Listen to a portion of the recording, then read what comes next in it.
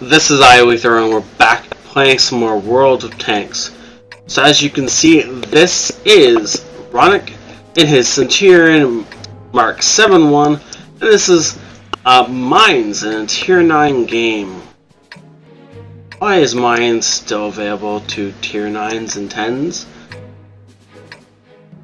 I mean, anyways, so for some stupid reason, I'm having this stupid glitch again where I can't see the names of friendly tanks. That's lovely. Anyways, before we actually get into gameplay, if you want to talk to me, Facebook, Duckster, and Twitter links are in the description below. And as always, the best way to support the channel is to like any videos you enjoy. And it is the only way I can actually tell what you guys like, unless you actually tell me in a comment. I know, weird, right? Anyways, so our entire team is rushing. Well, no. A few of our tanks are rushing for the hill, which is a decent spot. If you guys, if we can get some cover in on the hill, then we're hoping to prevent the enemy team from pushing up onto it and controlling it. Unfortunately, it kind of failed in that regard. As we definitely have enemy tanks up on the hill, and they're quite clearly in control of the hill. Now, the upside is that there's only 2 tanks up there. The downside is one of them an autoloader. I guess there's 3 tanks up there. I don't really consider the Scout an effective tank to be up there, but it is an RU-251, so it can definitely dish out some damage. T-54 is really the biggest threat that's up there. The Lorraine, having an autoloader up there is less helpful, but it's still definitely problematic enough to... Wait a second. Problematic enough to cause the team some real trouble. Now, the wait a second was... That's an IS-3. Why is our IS-3 behind our tank destroyers? I mean, I understand the AMX 5120 being back here. That's actually a fairly good location for him, because from there he can provide covering support for the hill as well as this whole flank. But this IS-3 is just being a wuss and a coward, and he'd be better off if he drove straight into the enemy team full bore, whether or not he was firing his cannon, because he'd be a lot more use that way. That way we get some scouting out of him. This way, he's absolutely worthless to the team except for the fact that he's taking up a slot. Now, 2 things that I want to mention before we go on. First off, we don't really have any heavies that are doing anything helpful as far as pushing fronts. And now the AMX 5120... Really? The 5120 is doing his best to hold the flank, but we really need somebody in the town in order to push the flank or just get eyes over there. So we're probably going to get swamped from that side of the map. And the second thing is that I don't know if I'm disappointed or what. I don't know. I'm a little bit saddened that Ronnok is using the 10-pounder gun, not the 10-pounder, the 105, instead of the other one. And the 20-pounder? Is the other one 20-pounder? Been so long since I actually played my 7-1. Can't remember. Anyways, the reason for that is that the other gun, even though it does much less damage, has a much greater DPM. And so in these kinds of situations where you're stuck firing shot after shot after shot, trying to hold a flank by yourself, the 20-pounder is much more efficient than the 105. And you can do things like, well, that E1 apparently decided he needed to stay out in the open as long as possible, and Ronnok managed to pick up a kill from it.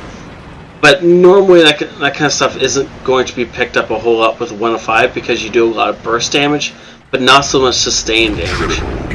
Now, thankfully, apparently the enemy team is just throwing themselves at Ronnok and saying, "Kill me," and he's like, "Okay, sure," as he is definitely obliging them. Now, thankfully, the one or maybe two tanks that have flank shots on Ronnok are either whiffing them or shooting someone else. Well, that was an interesting shot into the stars. I don't know why Ronnok's flank isn't being pressed a little bit harder. Now, the 15120 is probably a part of that. He is definitely pressuring the enemy. Oh, look! Wait! Our IS-3's moved! He's gone forward like 3 inches. Yes, he is now more forward than our tank destroyers. Wow! He's discovered the W button. Everybody should yell and congratulate him. Anyways, good shots into the Conway. Definitely, that guy is reconsidering his position. Now, unfortunately for him, enemy armor is hit. I thought that was going to kill him.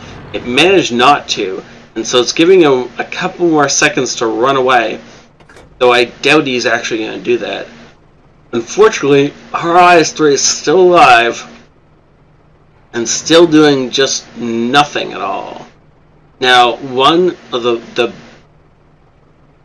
I'm gonna say that the only reason we're still in this game at all is because the enemy team is, I don't know if stupid's the right word, but they're getting greedy. They're not playing as a team anymore. They've all gone for the kills. Wait, did the Conway just take like 10 damage? I think he did. Ultra kill. Okay, well, Conway's dead, so it doesn't matter anymore. But anyways, if they were still playing as a team, they would be pushing down the 8 and 9 lines and trying to come in and flank us. But they're not. They're mostly going for the everybody for themselves, get a kill, and then win this kind of thing. And it's going to lose them the game. Ooh, that's not what you want to see. Now, I think Ronnok managed to take his tracks off, but I think he's going to have trouble reloading before the T95 can fix his tracks. Definitely considering he had to take a shot into the VK instead of into the T95's tracks. Now, of course, the T95 it seems to be looking like it's going to swing around and look this direction, which is bad. T95 is so slow that Ronnok's going to get another shot into him if he wants to, but he doesn't really want to be up there because if the T95 looks in this direction, the shot's going to go into Ronnok. I mean, really. Where else would the shot go but into our hero? Now, for some reason, either the enemy already has been not concentrating on Ronnok, or that IS-3 is still alive. It's really, really depressing. Anyways, I'm gonna pause it here for a second. The reason I'm so depressed, disappointed that this IS-3 is still alive, is because the longer this guy survives, the more he thinks that what he's doing is good. And the more he's gonna do it again. Which means that there's some other team that's going to experience this crap. And no, I don't think this guy could have prevented us from getting in this position.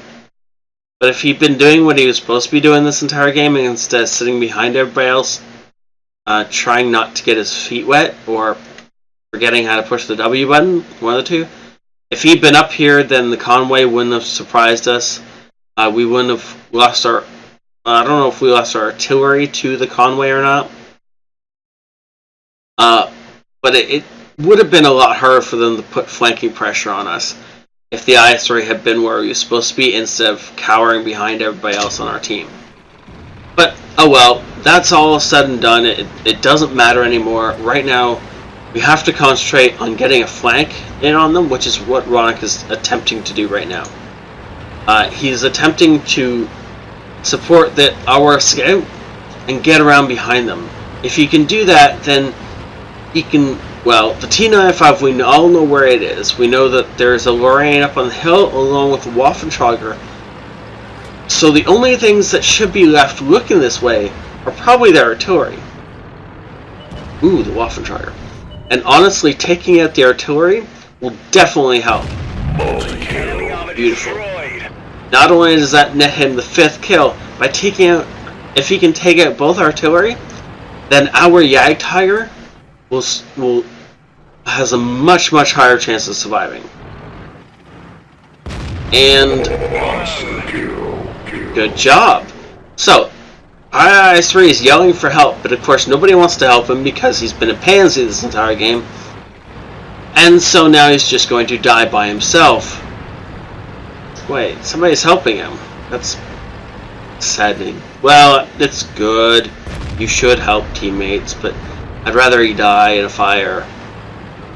Because unfortunately, the fact that the T95 took out the ioEther means that most of our chance of winning this just died. Ronnok is now our last hope. And he is currently in a duel with a Waffentrager off Panzer IV. So this should be fun. Now he's attempting to side scrape. Not 100% thrilled with that idea. And the reason for that is that it is a Centurion Mark 7.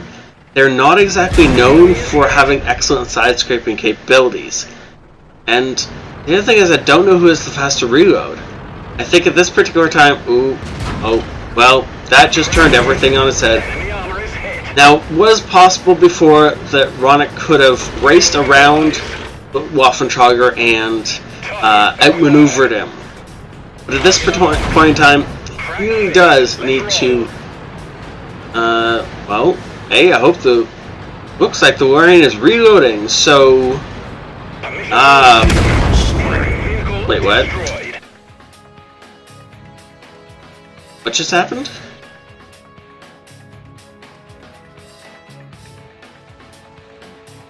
Okay, so the smoke over here tells me that the Waffentrager off Panzer IV fired and hit his own Lorraine in the back just before Ronnok fired and killed the Lorraine.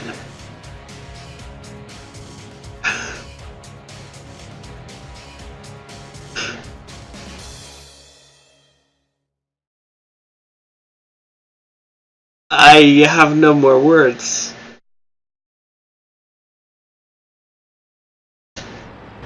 No words.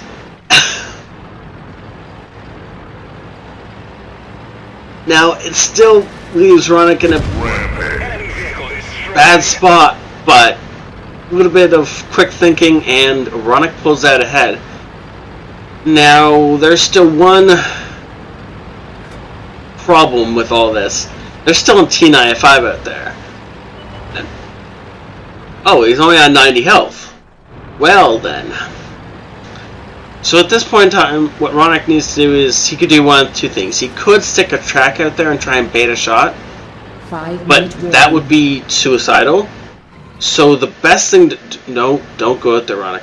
This is a bad idea. The best idea is actually to fall back, drop off the radar.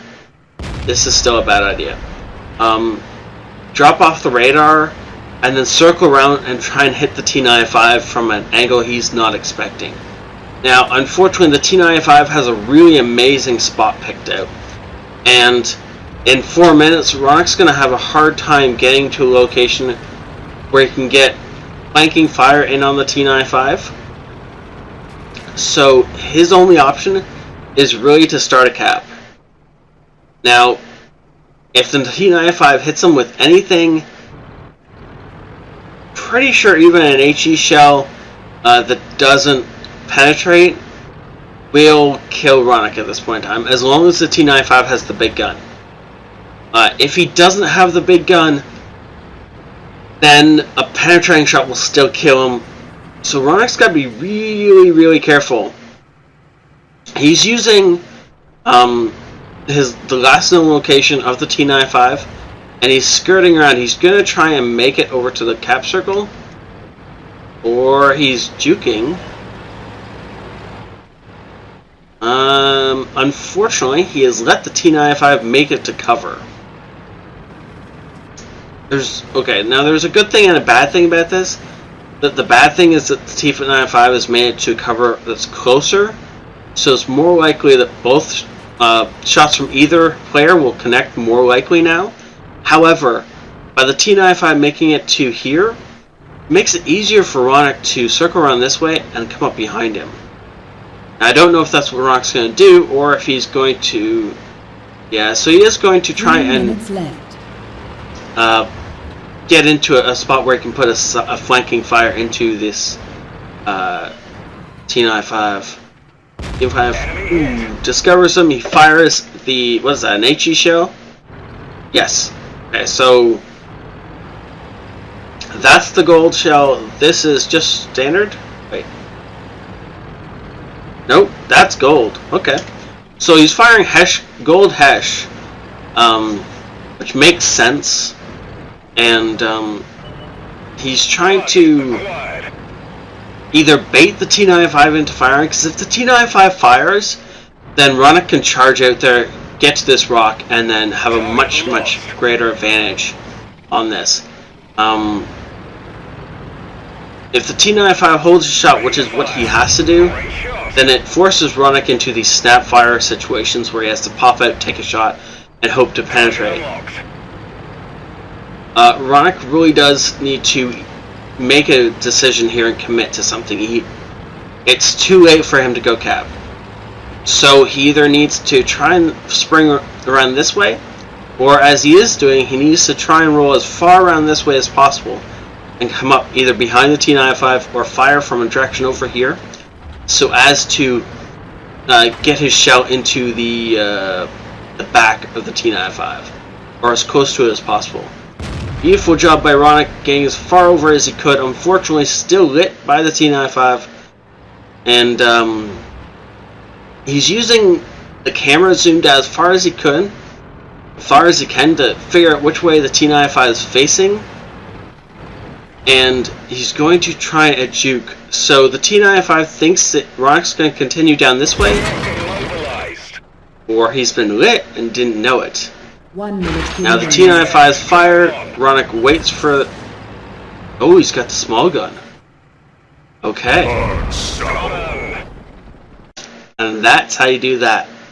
So Ronnok didn't count on the T95 having the big gun. When he fired and took his tracks out, he juked out after the tracks were paired just in case. And the T95 fired again and missed his second shot, which let Ronnok roll out and calmly aim his shot into the commander's cupola, knowing he had the penetration and the damage if he penetrated. So this was a well-played game. At the end, though, I think Ronnok he didn't commit quite as hard as I think he should have. I think he got a little bit flustered by the fact that he was up against a T95 at the end there. Next time, if you're ever in a situation like this, what you want to be doing is you want to be trying the cap. Trying this whole duel with the T95 can go so badly. But a cap, first off, T95 rolls so slowly that he pretty much has to put the pedal to the metal the entire time in order to get to the cap before you finish capping. And second off, there's a bush on the far side of this rock where you can actually sit inside the cap and use that bush to see anyone who's coming down this path towards you. So either the T95 would have to try and push down here, or if he was coming up here, you could see him all the way up. The advantage of that is that you can gauge how far away he is, and then start the duel around this rock. Much easier to kill a T95 around a rock like this than it is when he's got distance on you. When you are much closer to a T95, much easier to poke around a rock, blast his tracks out, and then zip all the way around the rock the other way and come in behind him. That, or just bait in one direction and then dodge and go the other direction and come around the rock behind him. And by being in the cap, it would force the T95 to come to you. And the closer T95 gets to you, the likelihood of his survival goes down immensely. T95's entire advantage is range with that giant gun and the giant frontal armor. If he can get up close to you, then you have the advantage 9% of the time. Because you should have the maneuverability to go around him. Anyways, that's all well and good. Great game. Oh, and one other point. If you do have to do the duel thing, next time, think of it, how much time you have, and then show over here, run around the rock, and then come at him from behind. Much easier to kill him that way. 4,800 experience without premium, with a ×3 first one of the day. That's pretty awesome. Obviously, this is good for his ace tanker, fire for effect, shellproof. Shellproof? Huh. Okay. Duelist, Bruiser, Radley Walters, high caliber, and then a support for his top gun. And look at all those people he shot. Now, fun fact, if we flip over here, he damaged 13 of the 15 members of the enemy team. The only 2 people he didn't damage were this Lorraine and this T-34. Everyone else he shot. That is pretty awesome. For 7,000 damage, over 9 kills, and 1,600 base experience. That is amazing. Now, let's see. This is the Lorraine he was doing with at the end there, when his platoon mate killed him. Well, okay, so the platoon mate put a shot into the back of the Lorraine, who was probably going to kill Ronnok, and then Ronnok managed to immediately finish him off. That was one of the best parts of this fight, and just utterly hilarious. And then, of course, the fates off the T95 after that. This guy deserves some major props. He definitely carried the game for his team. If his platoon mate hadn't trolled him in the back, probably could have helped his team win that game. 30 shots fired, 20 penetrations for obviously almost 7,000 damage. That is really impressive. 1,900 damage blocked by armor. Now, some of that's from side scraping, but most of that is probably bounced off the 7-1's turret, as that is what that is there for. If you get this tank hulled down, it is nigh on invincible and really amazing at bouncing rounds. A good bit of spine damage, but that is also impressive. 3.68 kilometers ran around in circles. That is awesome. Unfortunately, because of the gold rounds and the modules he had to spend, modules, not the right word. You know what I'm talking about, repair kits, whatnot. He lost 40 grand on that game without a premium account. Would have lost 10 grand even with one. But for this much experience, probably worth it. Definitely worth it. Thank you all for watching. Have a great night. Thank you, Ronnok, for saying this, and this is ioEther out. Hey folks, this is ioEther, and we're back with some more world tanks. Side scraping. How to counter a player who's side scraping.